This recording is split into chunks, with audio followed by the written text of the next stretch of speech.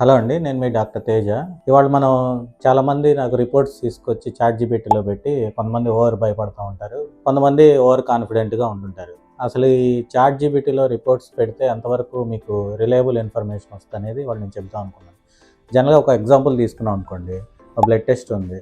HB అంటే iron తక్కువ ఉంది మీకు అర్థం కావడం కోసం. ఐరన్ 10 ఉందని అనుకోండి. మీరేం చేస్తారు అది అప్‌లోడ్ చేస్తారు. అదేం చేస్తది 35 ఇయర్స్ ఫీమేల్ లేకపోతే 25 ఇయర్స్ ఫీమేల్ ఇట్లా ఉంది. హెచ్‌బీ 10 ఉంది. సో, ఇది మీకు తక్కువ బ్లడ్ ఉన్నట్టు మీరు కంపల్సరీ ఐరన్ టాబ్లెట్స్ అన్నా వాడాలి. లేకపోతే ఐరన్‌కి సంబంధించిన మెడిసిన్ అన్నా వాడాలి. ఫుడ్ అన్నా తీసుకోవాలని చెప్పి చెప్తది.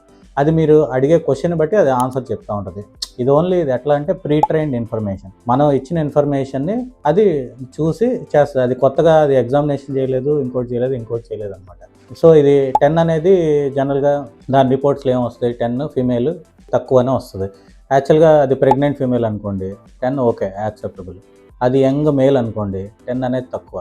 అది కిడ్నీ పేషెంట్ అనుకోండి 10 అనేది వాళ్ళకి కిడ్నీ ప్రాబ్లమ్స్ ఉంటాయి కాబట్టి తక్కువ ఉంటుంది. ఇట్లా రకరకాల అబ్జార్ప్షన్ ప్రాబ్లం ఉన్న ఈ ఐరన్ అనేది తక్కువ ఉంటుంది. సో ఇట్లాంటి ఓన్లీ రిపోర్ట్స్ చాట్‌జీపీటీలో పెట్టి దాన్ని సమ్మరీ తీసుకొని ఓవర్ కాన్ఫిడెంట్గా ఉండకూడదు. అలాగని ఓవర్ యాంగ్జైటీగా ఉండకూడదు. ప్రాపర్ డాక్టర్ని కలవడం, దాన్ని బట్టి ఏమని అసెస్ చేస్తారో అది చూసుకోవడం. ఈ రిపోర్ట్స్ అనేవి ఏమవుద్దంటే ఓన్లీ నెంబర్స్ ఒకటే కాదు, లక్షణాలను బట్టి చూస్తాము, హిస్టరీ టేకింగ్ చూస్తాము, రిస్క్ ఫ్యాక్టర్స్ చూస్తాము, ఎగ్జామినేషన్ చూస్తాము.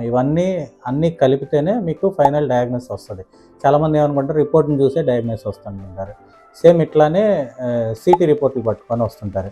ఆ సిటీ రిపోర్ట్ రాగానే మైల్డ్ ప్లోరల్ ఎఫ్యూజన్ అని ఉంటుంది. చాట్‌జీపీటీలో పెడతారు, సార్ వాటర్ ఉందంటే సార్ తీస్తారా అంటాడు. అది అట్లా కాదు, అట్లా ఉండదు. ఆ వాటర్ ఎంతవరకు ఉంది, నీకు అసలు ఏ ప్రాబ్లం వల్ల వాటర్ వచ్చింది, హార్ట్ ప్రాబ్లం వల్ల వచ్చిందా, లివరా, కిడ్నీనా, లేకపోతే ఇన్ఫెక్షన్ వల్ల వచ్చిందా, దేనివల్ల చూసుకొని ఎగ్జామిన్ చేసి హిస్టరీ తీసుకొని వాళ్ళకి అసలు రిస్క్ ఫ్యాక్టర్స్ ఏమున్నాయి, అసలు తీయాలా లేదా, ఒకవేళ తీయాలంటే అసలు ఎంత వాటర్ ఉంది, అవన్నీ ఫిలిమ్స్ చూసుకొని, ఒకవేళ అవసరమైతే వీడియో తెప్పించుకొని చూసుకొని, ఇంకా అవసరమైతే రేడియాలజిస్ట్ని కన్సల్ట్ చేసుకొని ఇట్లా చేస్తుంటాం అనమాట. సో ఈ రిపోర్ట్స్ అనేవి ఓవర్ ఎంథ్యూజియాజం అన్న క్రియేట్ చేస్తాయి, లేదా ఓవర్ యాంగ్జైటీ అన్న క్రియేట్ చేస్తాయి. అది మీకు సపోర్ట్కి హెల్ప్ అవ్వాలి కానీ అదే ట్రీట్మెంట్కి ఉపయోగపడకూడదు. సో ఇది అర్థం చేసుకుంటారని కోరుకుంటున్నాను. Thank you.